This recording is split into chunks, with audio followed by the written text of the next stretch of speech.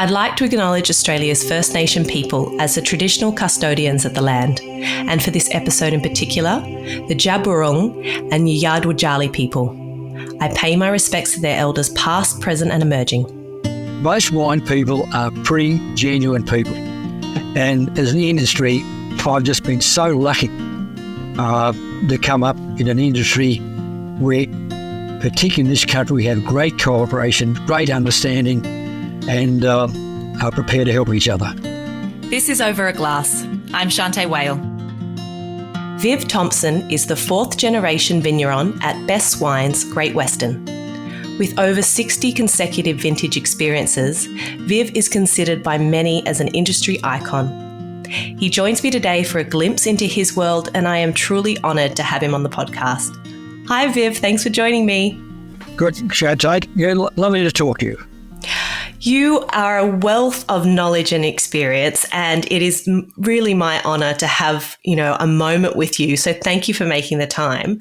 When I thought about how to start this podcast, I thought, goodness gracious, the history of Best Wines is such a great one. And the foundations are kind of so important. We can't skip over them. So I'm wondering if you could possibly take us back to kind of the beginning of the Best family in the 1860s. And then we can talk a bit later about where you enter into the picture. Yeah, I think that's a good place to start. History here is very important because we've been around a long time. I guess if we go to the Bests, where do we start with them? Do we pick them up? One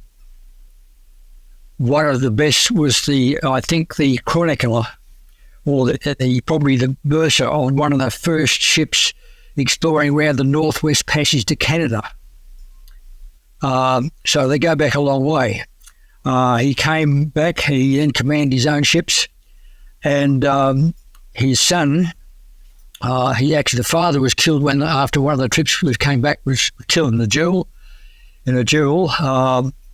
His son carried on and fought in against the Spanish in the Great Armada, and went on to command his own ships, and was, I think, knighted by the Queen. So they have a very salubrious background.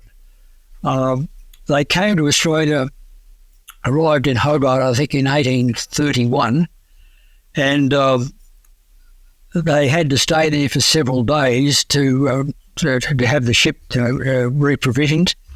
But they actually can't go to Launceston. So two of these boys walked up to Launceston from Hobart, and this is in the 1830s. So there wouldn't be too many tracks or roads or no buses to catch. You couldn't catch a plane up there, that's for sure. To walk up there to try and organise their accommodations for when they arrived. The only complaint up there was they were cabinet makers, and their complaint up there were the cheap imports coming in from England. One of the sons then went across to Port Phillip and set up business, I think, in Flinders Street. And I think his wife at that stage had the 8th child at the age of 54. A little bit different to today's situation. The sons decided they would go after the gold like a lot of other people, and found that was a bit of a waste of time. So they set up where Seppels are at Great Western today. They took the land up there. Joseph took it up in 1865, and then his brother took their land up here.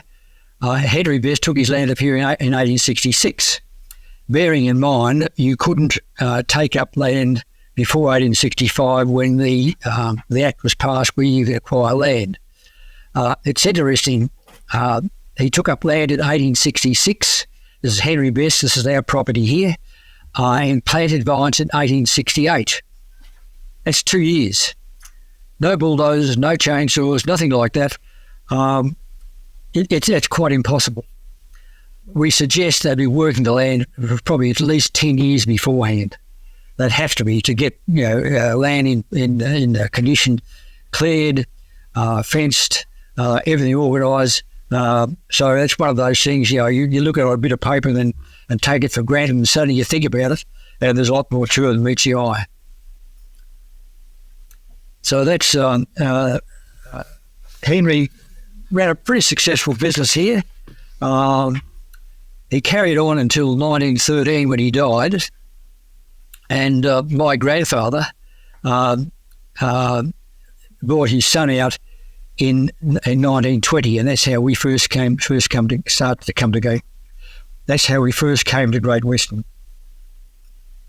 Prior to that, we're at a place called Rimney, which is about, in today's terms, about 10 minutes drive sort of south-west of here. We started there in 1893. My great-grandfather, who incidentally was a temperance caterer, which is quite interesting, took up land there bought a vineyard there in 1893. Now, once again, this is summation only, but he was one of the caterers at the Great Exhibition, which I think was in 1888 in Melbourne, at the Great Exhibition buildings. And I know there was a wine show on that year. And this is purely summation, but I guess what happened was he got talking to some of these people, thought, gee, this is a good idea. And 5 years later, he buys a vineyard at Rimney, and that's where we first started the wine business at Rimney in 1893. We then came over here in 1920, which was the boom years, but also the start of the Depression. We went broke in 1930. We lost the place for about 6 months when the bank found they couldn't run the place either, so we got it back again. And actually, we purchased another vineyard at Lake Boga in 1930. Now, how we did that, I have no idea, because we didn't have any money. And we'd lost the place at Great Western, but we were only offered for about 6 months because, as I said, the bank, they couldn't run it either, so we got it back again. And I think that debt was probably eventually paid off in about 30 years later, the 1960s. So the early history was certainly up and down. And I guess it's like any other rural industries. You have your highs and lows, and it's a roller coaster ride. You're up one day and a few years later it's down the next. I mean, currently with the pandemic, then the China has created all sorts of problems in the industry here in Australia. So nothing's changed. The thing is, I've always, one of my philosophies in life is the only thing you can depend on is change.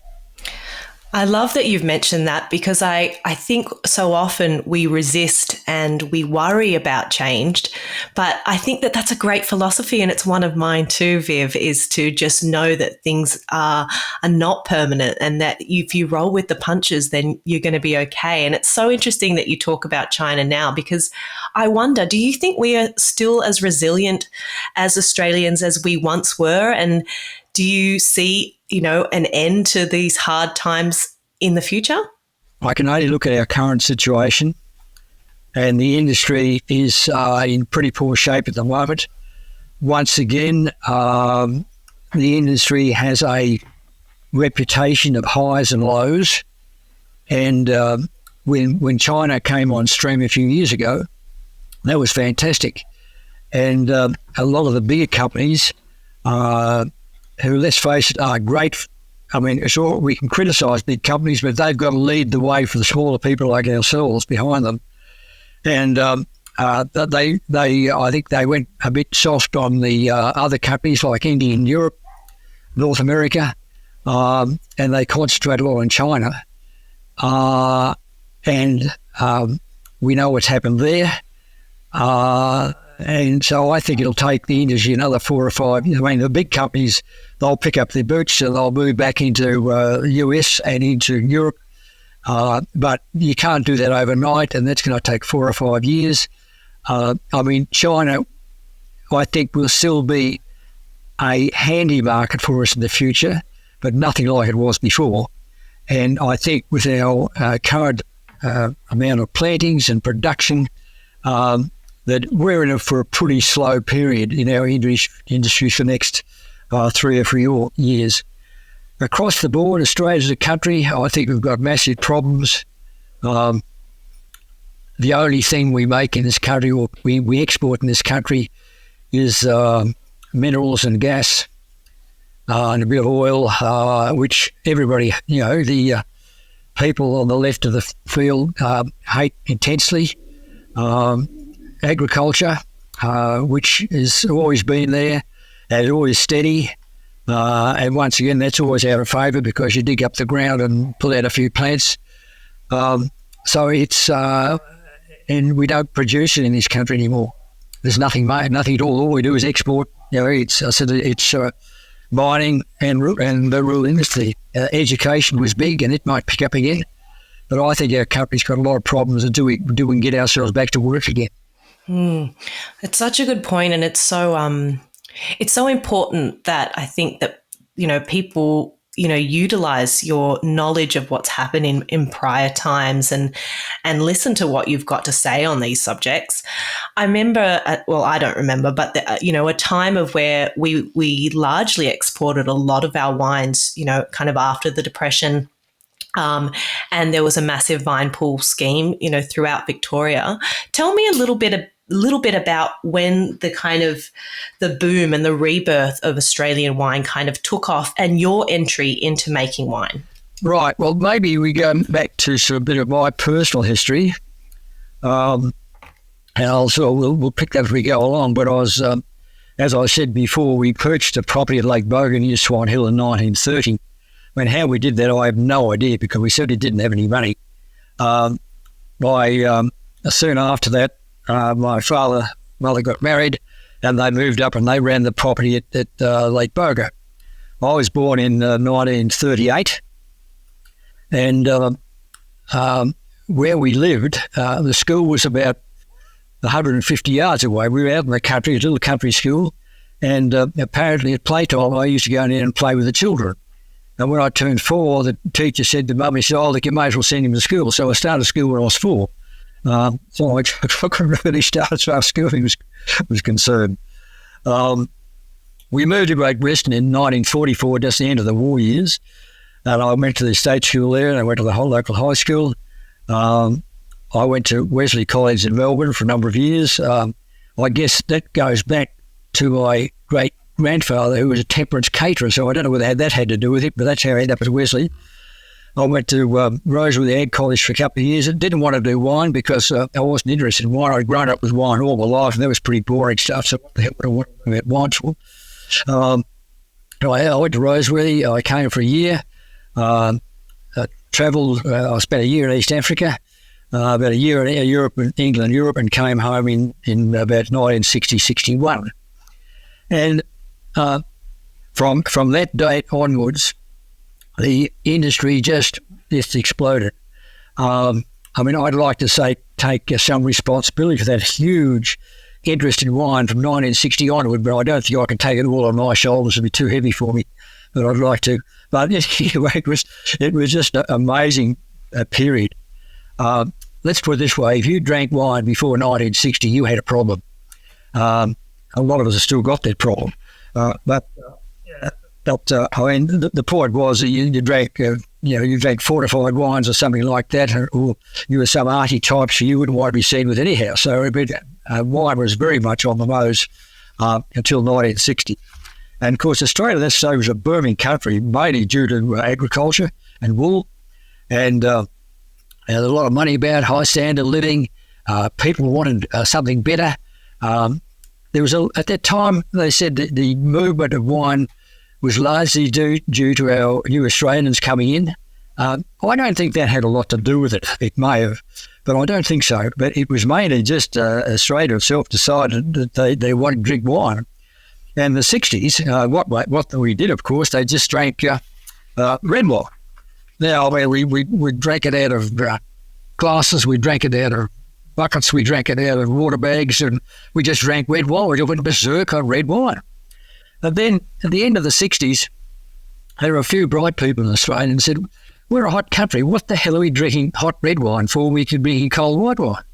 And then suddenly in the 70s, a massive change took place. And firstly, everybody started planting Riesling. But during the 70s, we had this period of big companies putting out probably cheap sparkly or cheap sweeter wines. Like you had things like Barossa Pearl and Benin Moselle, which were very popular. People drank a lot of them. And in later years, people became very critical of that period because we were drinking sweet white wines. But I think it was a wonderful period because what it did during that period, it introduced a lot of young people into the beauty of wine and great wines. And my worry today is that we don't have that. Nobody's going to turn out commercially these very sweet wine which attract young people to drink. I mean, no young person wants to get a hard, acid, dry white wine or a big, rich, hard red wine. They want everything. Everything's got to be soft and pleasant. And I'm a bit sorry that the young people today don't have the introduction to the wine industry, which happened in the 1970s. That's a very good point, and it is probably why we see the popularity of those ready-to-drink soft drinks and other malarkey. Yeah, the thing, I mean, after the 70s, we had the 80s, and the thing about the 80s was the interesting thing was that things were getting a bit overdone. We had massive plantings. Exports really hadn't started. And then we had Chernobyl. You've got to remember this time our dollar was very low. We had a massive amount of wine. Countries like Sweden, which are a monopoly, said, look, we don't, we want clean wine. So they purchased that during the early or mid-80s. I think, when was Chernobyl? Was that 83, 84? How's your history? On the spot, terrible. In fact, yeah, I've only... Well, I'm guessing too, but I think it was about the early 80s, about that period. 86. So don't worry about it. It suits me. It suits the story for early 80s. From that point onwards, suddenly export became a real thing. Then we started exporting first to the UK and then the rest of the world, and that's when export really took off in the mid to late 80s. And that really saved our bacon. We went from disaster to once again a very buoyant period. I mean, it's rather funny if you look at the history. I think in 1960 in this area here, in Victoria, I think there were 16 wineries. By the time we get to the 80s and 90s, I don't know, was it around 600? But it gives you just a rough idea. Just in Victoria alone, and of course, it wasn't just Victoria; it's right across Australia. And the other thing is that the thing with the big, the wonderful thing what happened with the advent of wine was food. Now, I mean, Australia had been a pretty, bit of roast lamb and 3 spuds and 3 veggies or something, and it was pretty basic food-wise. But I don't think the food, we had wine started in the 60s, and by the 70s, the food scene was starting to develop quite widely. I mean, the exception to that were Watson's in Melbourne, in Lygon Street. I think Watson's, right from the word go, right from the earlier, probably certainly the 60s, even before the 60s, the Watsons had their, you go there, you'd buy a bottle of red wine, young red wine, and you'd barbecue a steak, and that was sort of part of the way the system was run. But they were one of the first, or probably the first restaurant in Melbourne to make a feature of wine. And but sort of after that, tremendous amounts happened, and with the evolution of restaurants and eating places, and I mean today you've only got to look at the food programs on televisions to see the popularity of food, and this has helped wine, and wine's helped food, and let's face it, they complement each other. They're designed to go with each other. So it's been for far as I've been concerned, it's been a great journey. Yeah, it's had its ups, had its downs, but But it's been a great period. Tell me a little bit about winemaking in the 1960s. I mean, things have changed drastically in that time, but it was a lot of hard labour. Tell me a little bit about what it was just like, you know, in the day-to-day. It was pretty messy. I mean, you got your hands dirty, all right. Can she just sit? It's intense. Things changed dramatically. I mean, all our grapes were hand-picked in those days. Nowadays we have machine harvesters, and we do hand-picking as well, but certainly machine harvesters. We had an old steam engine which used to drive our crusher. Everything was by shovel too. Nothing was by conveyor. The presses were all hand presses. The pumps, we had power at that stage, had electricity, but though the electricity was pretty basic, and the use of pumps, I mean, the pumps we had were metal pumps. They were bronze pumps, which you had to be careful about contamination with bronze, because in the old days, one of the biggest worries, I think, called copper cas, where the wine dissolved a certain amount of copper, and this would make the wine go cloudy.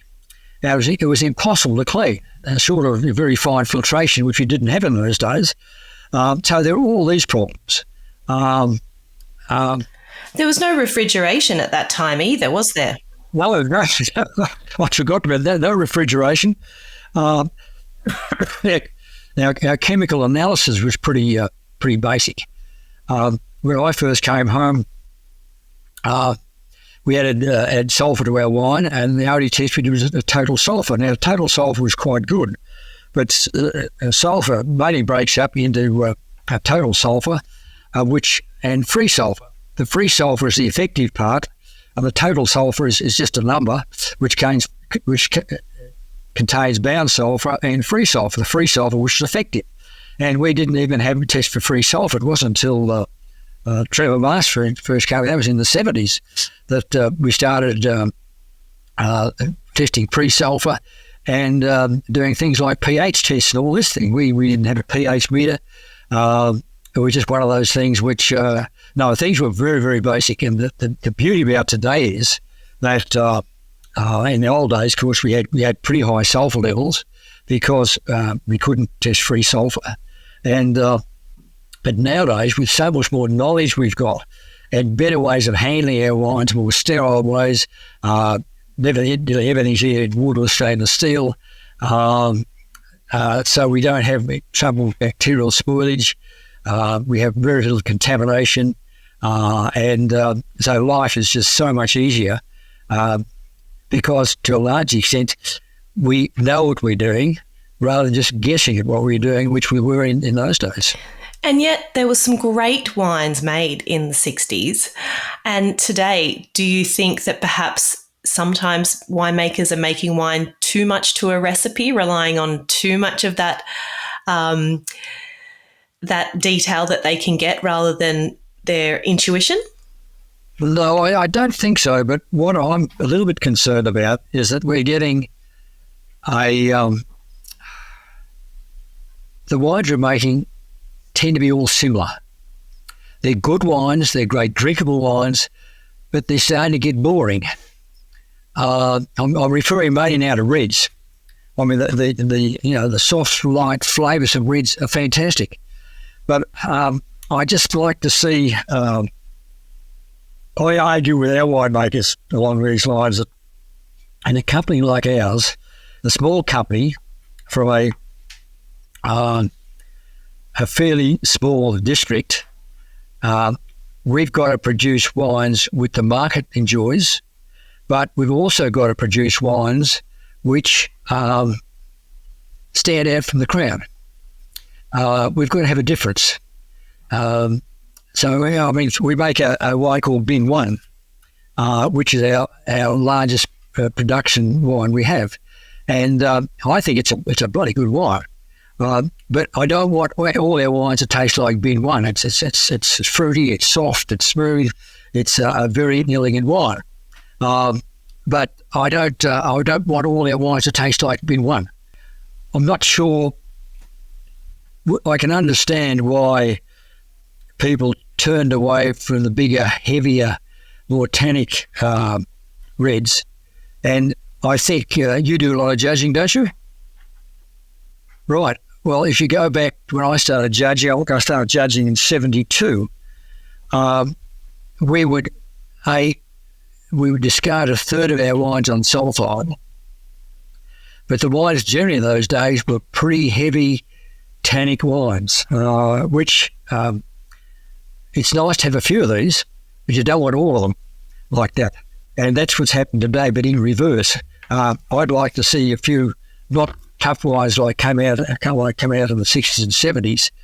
There's some very, very good wines there, but they took a long time to come good.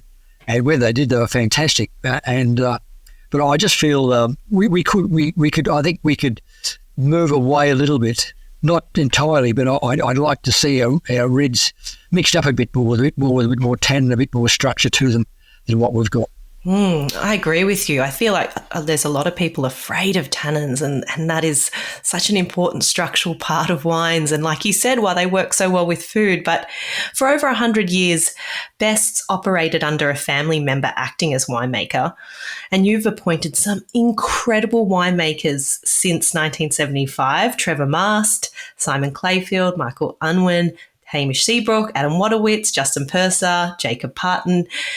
And yet I have felt that the wines, because Best is not known for one wine, you are known for many different varietals that you do extremely well. And the wines under all those winemakers have stayed true to what Best's originally have done, I believe. They've ebbed and flowed and they've changed, but the essence of Best, I feel, has stayed with all those different winemakers, which is a real feat. Well, I guess I can't take much credit for all of that. I guess in the early days, when certainly Trevor came, we worked very closely together. And then as I've got older, I've had to sort of step back from the wine side of things because I just couldn't handle everything. I mean, maybe I can tell this a quick story about what was happening before Trevor Mast arrived. My personal history was I came home in about 1960, 61, but that was only part of the story. I met my wife in 62. We got married in 63, and we started our breeding program in 64. So I had a wife and family, young family. My father was getting older. My uncle, who was at Lake Boga, was getting older. We had a winery at Lake Boga, had a vineyard at Lake Boga, had a winery at Great Western, the vineyard at Great Western, plus the marketing, everything. We were doing the whole lot ourselves. And I know before, so the early 70s, we would close down here over Christmas, and I would get in the cellar for about 2 weeks. I'd go through every barrel. I'd virtually plan out 12 months in advance what I was going to do for the next 12 months because I knew for the next few months I just wouldn't have the bloody time to do it. So things were getting a bit out of hand, to say the least. And that's when Trevor Mast came, which was, he was fantastic. He joined Seppels at Great Western. He came over to the city one day and had a look around. And as he was leaving, I said to him, if you're looking for a job, come and see me. A week ago, he came back, he said, I'm looking for a job. Apparently at that stage, Seppels had just put a lot of people on, but then they also had a tough time, had a lot of put a lot of people off, and Trevor was one of them. So he came across here, he was with me for 12 years, and which was a great, he was a fabulous bloke. Unfortunately, he died a few years ago. But we've had some wonderful young winemakers here, and that was something I was going to mention. We've had some great people, all of which are added. In the early days, I was fairly involved, but later years, I still get a bit involved. I sort of look over their shoulder a bit and sort of see what's happening and do a few tastings and that sort of thing. But I don't try and, I think it's a lot of young people probably don't get the chance to get out and have a real go. And with us here, I've tried to encourage rather than discourage. and as long as they're, the wines are okay, I've got no real worries. I might complain about the style, I might complain about this or that, but generally speaking, I think the winemakers I had, we've been very, very well. Well, I should maybe we've chosen well, but I always try to choose people, good people first of all. I don't want a yobbo or yahoo. I want a decent bloke, and a lot of the fellas who've come to us, this has been their first winemaking job, and they've learned a lot here, and then they've gone on to do better things after here. But certainly, you must have a huge amount of trust because your Concongela vineyard, the original nursery block, has over 40 varieties, and some of those old vines are planted in 1868, Shiraz and Meunier, and yet you trust these newcomers with those incredible old vines. Well, sure, I do everything myself, which I've stopped doing. Actually, that old nursery block, it's interesting that because it's a block which we made some brilliant whites off it over the years. It's just a luck of the draw because with all the varieties, we don't go through and pick them variety by variety. It's just impossible to do that. So we just go through and pick out all the whites, and we go through and pick out all the reds. But we try and pick them in midway. I mean, some are a bit underripe and some are overripe, and we do the best we can. And some years they turn out really good, and the reds in particular. And some years the reds can be a bit thin and a bit ordinary. But I tell people that where in the world can you buy wine which comes off vines which are over 150 years old? Now, I don't know of anywhere else in the world that can happen. Maybe there is. It's a bit like our Pinot Meunier. Our Pinot Meunier is dispersed with a Pinot Noir. There's probably, let's put it this way, I've never counted the vines, Pinot Noir vines in there, and get the proportion, because otherwise I'd have to change my label. If I had over 15% Pinot Noir, I couldn't call it Pinot Meunier. So we've always called it Meunier, and originally it was called Miller's Burgundy, but since we've known what the variety was, we've called it Meunier. But those vines, I reckon they've got to be probably the oldest Pinot Noir in the world. For sure. I mean, I wouldn't care about what was on the label. Those wines are unbelievable. Some of the most incredible wine I have ever drunk has been out of those Meunier bottlings. Incredible. Pinot Meunier is my favourite variety. And one of the greatest comments I had on that wine, one day I was behind the cellar door, and the fellow came in and he said, I had a bottle of your Meunier last night, and when I looked around, it was gone. Well, surely that's what it's all about, isn't it? It certainly is. Viv, Best has just announced that they have joined the Australia's first family of wine. What does this announcement mean to you and the family? It's hard to say. We've been approached on this before, but like all these things, they come at a cost. And unfortunately, we weren't in a financial position to do it at that stage. I don't think we're in a financial position to do it at this stage. However, look, it's something we should be part of. I mean, the people who are members of this group, among the people who I have the most respect and time for of any people in the whole industry. They've been there a long time. They're all good people. They're all great winemakers, and most of the people I know them personally, and it's one of those things we've wished for years and years to be a part of, but just haven't been in a position to do it. But my eldest son now, Ben, he's running the place, and he took the decision. I think he did tell me eventually to join, but I'm just so thrilled to be part of such a great group of winemakers and companies, because they've all been there a long time. They've all got what it takes. They've all been like us. We've been through the rough and the smooth, and they're people who have the highest regard and respect for. These days, we often talk about the wine industry being a very collegiate, collaborative industry. Do you still feel that way? And when you first started out in the wine industry, have you maintained long friendships with people over that time? In broad term, yes. I mean, the original Victorians, most of those are still here. They're all people who I think I could like to call my quite close friends who we've known each other for a long time. But a lot of new people have come in, and for a little while, particularly in the sort of 70s and 80s, I think we sort of lost our way a little bit in that we had a lot of people pulling in different directions. I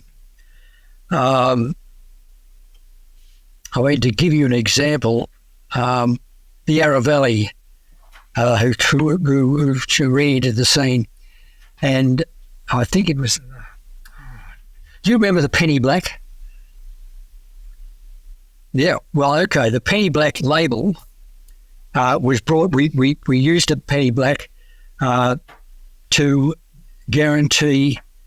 I think it was district. Yeah. We basically truth in labelling and districts and areas, and when we wanted to make that right throughout Victoria. But the Yarra Valley complained because it would mean that the Penny Black could go on a label from somewhere like Mildura. It could go on somewhere like John Thompson's vineyard down at Crawford River. It could go on to one in Yarra Valley, but they didn't want to be associated with the Penny Black because it could be used by somebody who came from an area which wasn't as quite salubrious as they came from.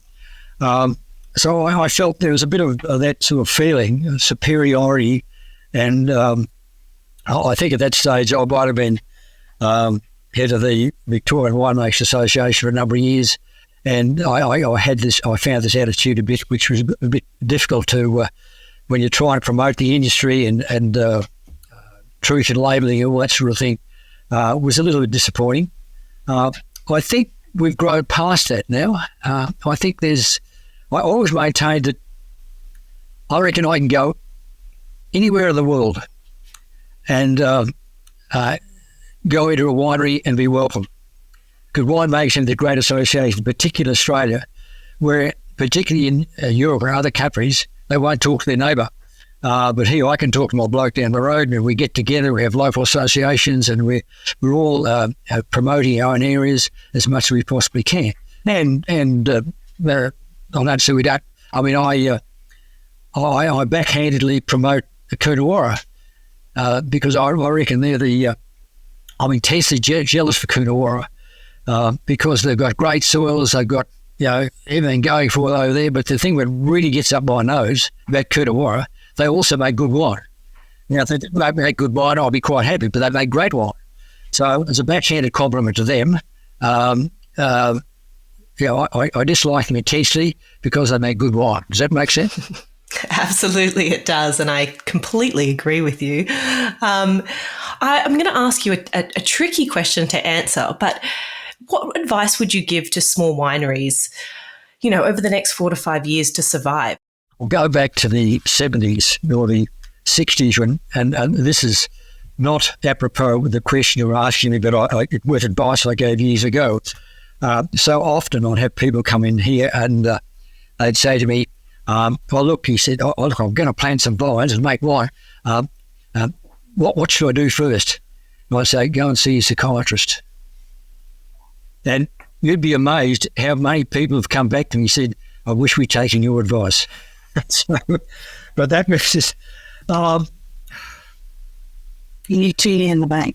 Look, I've always believed in honesty and integrity and doing the right thing. And I always believed in truth in labelling, although my wife used to write a lot of the back labels years ago, and I felt quite embarrassed reading them sometimes. I think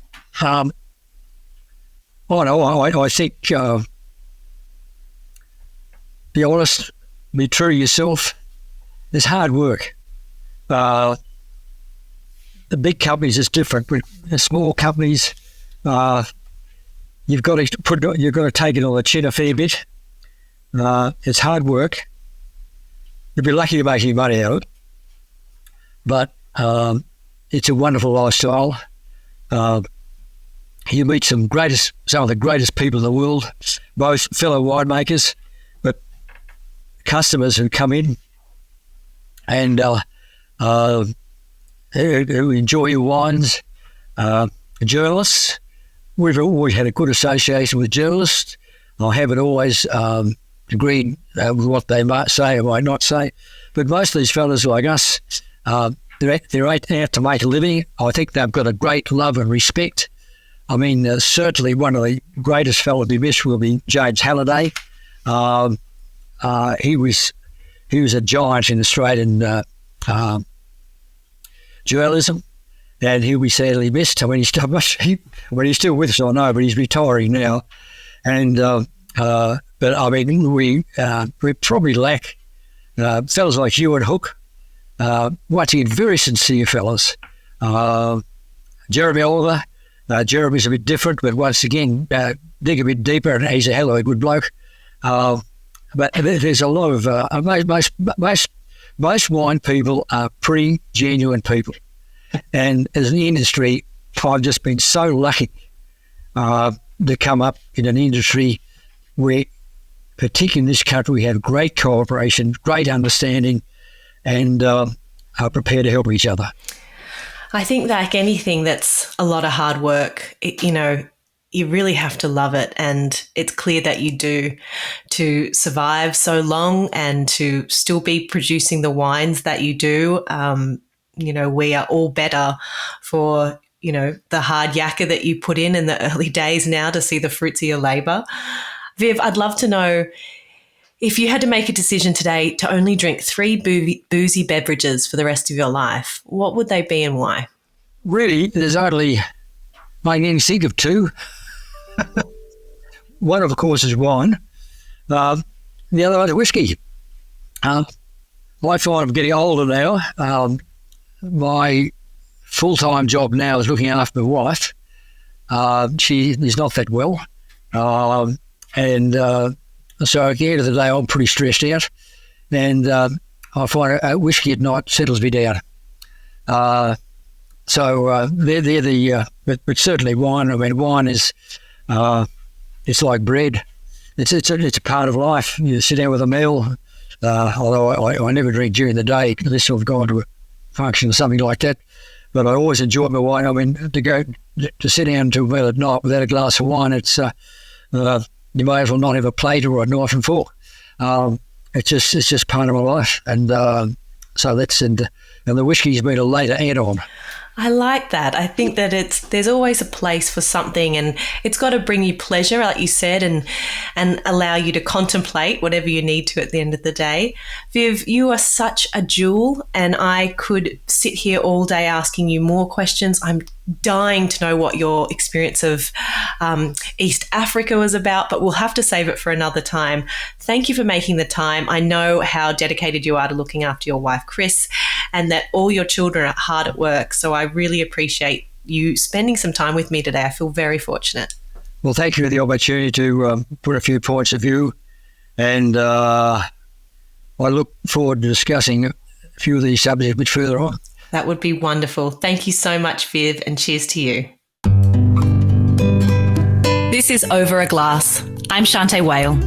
Stay tuned for more stories from the world of wine and drinks. Listen in every Thursday on your podcast app. Follow us on Instagram at overaglasspod and contact us at overaglass@deepintheweeds.com.au.